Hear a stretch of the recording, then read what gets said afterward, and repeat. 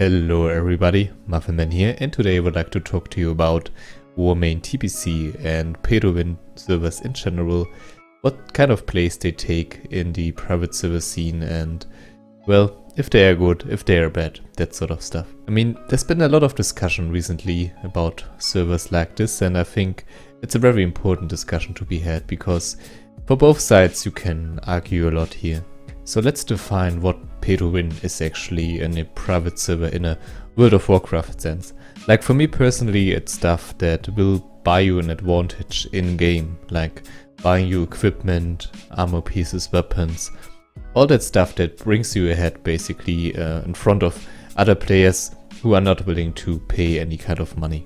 And Warmanes has been kind of notorious for that, like on several servers they have this kind of system, and it's been doing pretty well for them. Like for one, I think this will be a very important point in this video, like maybe talking about the reasons why people actually buy equipment. I think the private server scene is pretty unstable, with servers coming and going, and investing time on a certain server certainly has its risk. And I think people, especially after they played quite a bit on private servers, they are not really willing to take risks like that and are more likely to pay just for equipment to, well, get some time back and actually enjoy the gameplay itself. On the other hand, you could call behavior like this outright lazy or like sneaking around the in-game mechanics, because that's also like a really important thing, and another point I would like to address here. Like for me personally, playing World of Warcraft, playing an RPG, MMORPG, it's very important to me that I will be able to level up and step by step improve my equipment and get myself ahead in front of other players. It might seem like a pretty weird motivation, but I think it's a motivation that a lot of people have actually. And well, pay-to-win servers, they just, like the system they have, it just collides with that and like completely. And it's like one of the biggest reasons why I have issues with playing on pay-to-win servers. So if I grind hours just to get a certain item and another player will be able to bypass that by just spending like $10, then like this won't do for me. Like a server like this, I won't be really able to enjoy it. But here's the deal, and that's like a very important thing I have to address. This is like my personal opinion, this is just my personal feeling about this.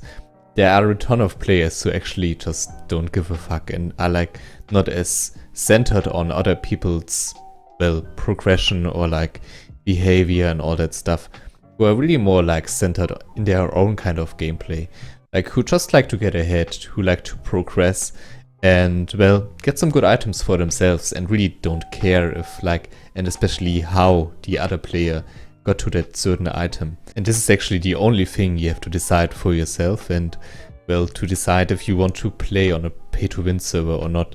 Because if you get angry, if it matters to you that someone else will be able to just get ahead, then, well, pay-to-win is probably not for you. But if you are like just playing casually and maybe are happy to get ahead, then, well, pay-to-win servers have some very good merits to them. For one, since it's more on the profit side of things, you can expect a certain degree of professionalism, you can expect a certain degree of, well, the servers running stable and fluent. And Warmanes is a prime example of that. Now you might argue, Nostalrius had like one of the biggest player base and they didn't really, well, count on any kind of cash shop. They just, well, they didn't even ask for donations, they just got it, right? But I think Nostalrius is a really special case. Like, you can't really compare everything to Nostalrius. I mean, of course you can, but let me put it this way. A lot of private servers won't be able to put up with the standards of a Nostalrius. Having a high quality core and being non-profit, and that's also a pretty important part, I think. Like, this did attract so many players that it kinda led to some sort of snowball effect, which in the end just kept bringing in more and more players, and with that, also donations, because even if they didn't ask for it, just by the sheer amount of players, they had some very generous people on their servers, obviously, and by that also were able to uphold the server cost. And this is like very important when I talk about you can't really hold Nostalrius as the, well, average private server project. Like, it was way and beyond. the stuff that we usually are, well, used to. Another advantage I would like to talk about here, coming from the whole Warmane TBC pay-to-win development, is the general development of private server Burning Crusade projects.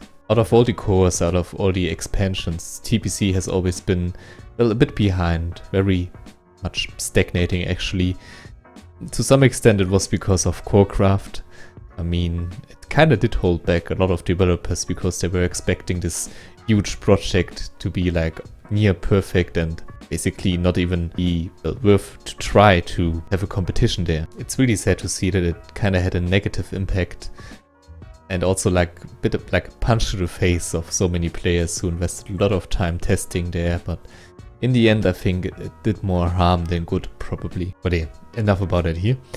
I mean, I'm getting a bit sidetracked, but just that you get like a general idea about the TBC private server scene and how it was developed. So having like a fresh, big new contester entering the ring of Burning Crusade, I think that can do potentially do quite some good for the private server scene. The things that I've seen from the PTR so far weren't as good. I have to be very honest with you here, like the usual bugs are still prevalent, but then again, like it's just beta, and I think like just by looking at their Wrath of the Lich King servers, we can expect some major improvements here, and we probably will with a paid and a professional staff. And again, that's like one of the biggest things when it comes to pay to win. To be frank here, it's very unlikely that they will ever share their developments, their new experiences, their core.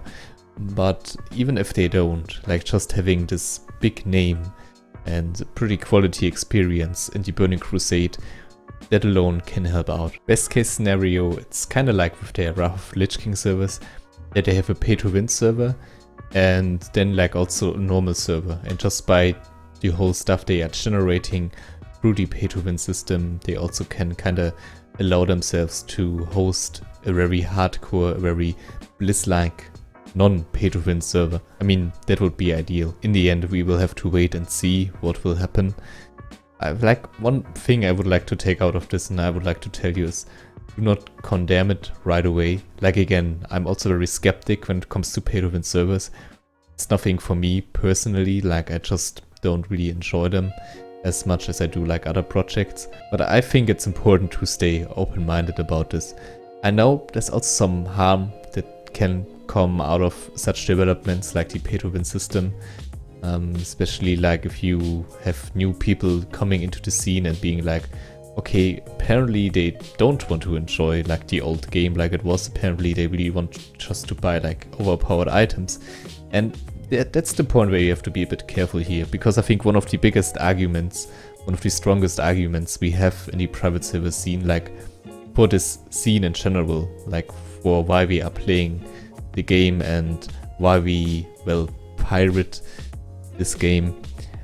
Well, one of the biggest reasons is to really just play the game as it was back then, and as much as Blizzard likes to include cash ups those days, back then you weren't able to play or like to buy the Claves of Asenath or to buy tier 5, tier 6 content and equipment.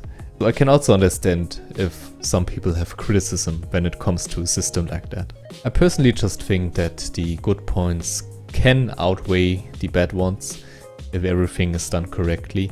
So as always, as it's with a lot of things, this is just something you have to decide for yourself.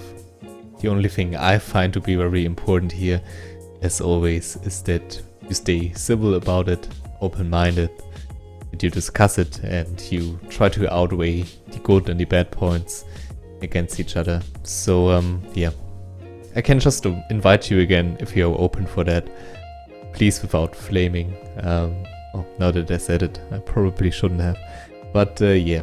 So let me, please tell me, what do you think about this? I'm very curious, maybe I'm completely wrong here, but I think Warmane's pay-to-win server has actually more good things than bad things to it, and I'm looking forward to it. I am also looking forward to them improving it, and well, I will certainly test it out a bit more. I'm really sorry that I haven't been able to stream as much in the recent past. I really hope I will find my structure when it comes to that. But to be honest, you didn't really miss much. Like on Hellground, on Hellfire, I would say they are on par currently when it comes to scripting with the Warmane TBC servers. They are really quite buggy. Like the pathfinding is okay, the dungeons were alright. But yeah, I guess I can probably make a stream about it in the near future if you want. Well guys, this has been it. Thanks for hearing me out, and I certainly hope we can have a civil discussion and that you still enjoy World of Warcraft, whatever expansion you may prefer. I really hope there will be a nice Wrath of the Lich King server coming out soon, because I really want to play some more of that soon. But yeah, other than that, stay awesome and I see you guys next time. Bye.